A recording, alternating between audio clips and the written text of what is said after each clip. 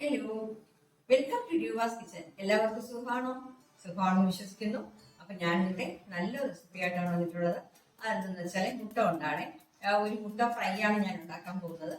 നമ്മൾ റെയറായിട്ടാണ് ഇങ്ങനത്തെ രീതിയിൽ ഉണ്ടാക്കുന്നത്. നല്ല ടേസ്റ്റ് ആയിരിക്കും. വൈകുന്നേരം നമുക്ക് ചായയുടെ ഒരു സ്നാക്സ് ആയിട്ട് പോലും അത് നമുക്ക് കഴിക്കാൻ പറ്റും.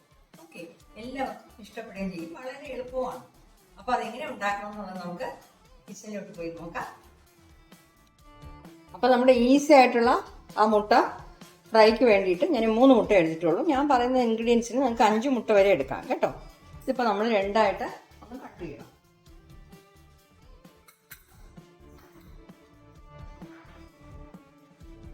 ഇങ്ങനെ പകുതിയായിട്ടൊന്ന് കട്ട് ചെയ്യാം കേട്ടോ.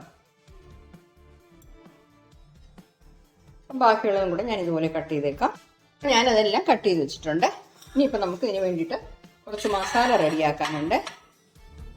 ആയിട്ട് നമുക്ക് കുറച്ച് ഉപ്പ് പൊടി ഇട്ട് കൊടുക്കാം. അത് കഴിഞ്ഞിട്ട് കുറച്ച് മഞ്ഞൾപ്പൊടി ഒരു 1/4 ടീസ്പൂൺ മതി. ഇത് കഴിഞ്ഞിട്ട് 1 teaspoon chilli powder, Kashmiri chilli പൗഡറാണ് ഞാൻ ചേർക്കുന്നത് കേട്ടോ. ഇത് കഴിഞ്ഞിട്ട് ഒരു 1/4 teaspoon garam masala powder, 1/4 teaspoon കുറച്ച് മതി. അത് കഴിഞ്ഞിട്ട് ഒരു 1/2 ടീസ്പൂൺ പെരിഞ്ജീരകത്തിൻ്റെ പൊടി ചേർക്കുന്നേ. ഒരു 1/2 ടീസ്പൂൺ പെരിഞ്ജീരകത്തിൻ്റെ പൊടി. പിന്നെ വന്നിട്ട് നിങ്ങളുടെ കയ്യിൽ ചിക്കൻ മസാല വാങ്ങിച്ചുണ്ടെങ്കിൽ ഒരു 1/2 ടീസ്പൂൺ തൊട്ട് 3/4 ടീസ്പൂൺ വരെ ചേർക്കാം കേട്ടോ. ഉണ്ടെങ്കിൽ ചേർത്താൽ മതി, നിർബന്ധമില്ല. ഇല്ലെങ്കിൽ നമുക്ക് ചെയ്യാം. ഞാനിപ്പോൾ ഒരു 3/4 ടീസ്പൂൺ ചേർക്കുന്നുണ്ട്. എന്നിട്ട് ഇതിൻ്റെ കൂടെ നമ്മൾ ചേർക്കാനുള്ളത് കോൺഫ്ലോറാണ്. 1 ടീസ്പൂൺ കോൺഫ്ലോർ ചേർക്കുന്നു. പിന്നെ വന്നിട്ട് നമ്മളിതിൽ 1 ടീസ്പൂൺ വിനീഗറും കൂടെ ചേർക്കാം. വിനീഗർ നിങ്ങളുടെ കയ്യിൽ ഇല്ലയെന്നുണ്ടെങ്കിൽ നാരങ്ങ നീര് ചേർത്താൽ മതി കേട്ടോ. വിനീഗർ എല്ലാ വീട്ടിലും സ്റ്റോക്ക് കാണത്തില്ല. അത് കാരണം വിനീഗർ ഇല്ലയെന്നുണ്ടെങ്കിൽ നാരങ്ങ നീര് ചേർക്കാം. ഓക്കെ, ഇതെല്ലാം കൂടെ നമുക്ക് മിക്സ് ചെയ്യണം. കുറച്ച് വെള്ളം തളിച്ചിട്ട് നമുക്ക് ഈ മസാല എല്ലാം കൂടെ ഒന്ന് മിക്സ് ചെയ്തേക്കാം. അപ്പം ഞാൻ അതെല്ലാം കൂടെ മിക്സ് ചെയ്തിട്ടുണ്ട്. ഇനിയിപ്പോൾ നമ്മുടെ മുട്ടയിൽ മസാലകളൊന്ന് പുരട്ടി കൊടുക്കാം. ഈ ഭാഗത്ത് മാത്രം ഇങ്ങനെ ഒന്ന് പുരട്ടിയാൽ മതി. എനിക്കിപ്പോൾ 3 മുട്ടയെ ആവശ്യമുള്ളൂ. അതുകൊണ്ടാണ് ഞാൻ 3 മുട്ട എടുത്തത്. കണ്ടോ, ഇതുപോലെ മസാല മുട്ടയുടെ ഭാഗത്ത് നല്ല രീതിയിൽ പുരട്ടണം. ബാക്കിയുള്ളവരും കൂടെ അതുപോലെ തന്നെ ചെയ്തേക്കാം. കണ്ടോ, ആ മസാല ഞാൻ എല്ലായിടത്തും പുരട്ടിയിട്ടുണ്ട്. ഞാൻ നല്ല കട്ടിക്ക് ഇങ്ങനെ പുരട്ടിയിട്ടുണ്ട്. അതുകൊണ്ട് ഞാനെടുത്ത മസാല ഈ 3 മുട്ടയ്ക്ക് കറക്റ്റായിരുന്നു കേട്ടോ.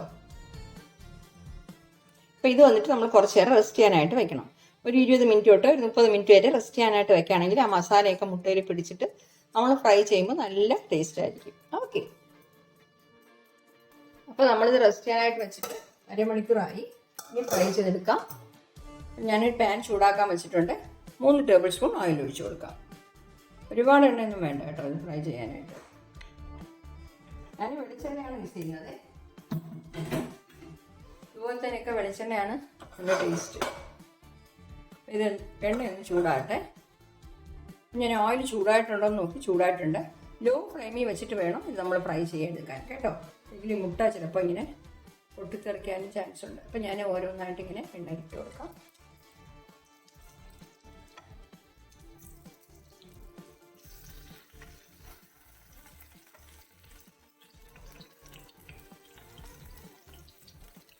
ഫ്രൈ ആകട്ടെ.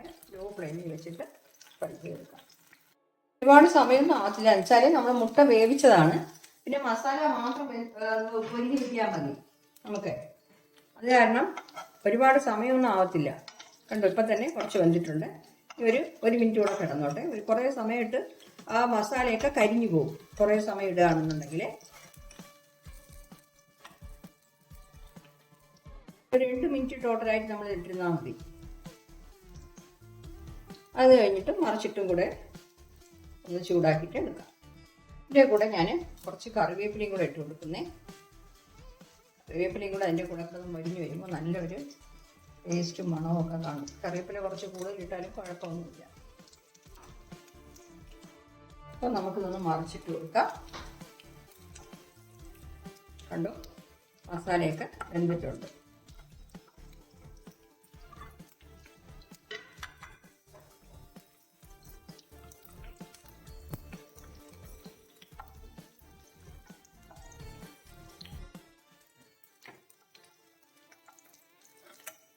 മറുവശമുള്ള ആ ചെറിയ മുളകൊക്കെ പിഴണ്ടിരിക്കണമല്ലോ, അതും കൂടെ ഒന്ന് നമുക്ക് ഫ്രൈ ആയി കിട്ടും. ഇപ്പം കറക്റ്റായിട്ട് ഫ്രൈ ആയിട്ടുണ്ട് കേട്ടോ. കണ്ടോ, ഇങ്ങനെ ഫ്രൈ ചെയ്തിട്ട് റോസ്റ്റ് ചെയ്യാം, അങ്ങനെയും ചെയ്യാം. അപ്പോൾ അതും ഇതുപോലെ 1 മിനിറ്റ് ലോ ഫ്ലെയിമിൽ ഇട്ടേക്കാം. ഇനി നമുക്കിത് മാറ്റിയേക്കാം. അതിൻ്റെ പ്ലേറ്റിൽ മാറ്റുന്നേ, ഫ്ലെയിം ഓഫ് ചെയ്തേക്കാം കേട്ടോ. കണ്ടോ, പെട്ടെന്ന് തന്നെ റെഡിയായി കിട്ടും. നമുക്ക് റെസ്റ്റ് ചെയ്യാൻ വെക്കുന്ന സമയം മാത്രമേ ഉള്ളൂ. ആ സമയം കൊണ്ട് നമുക്ക് വേറെ എന്തെങ്കിലും ജോലി ചെയ്യാം.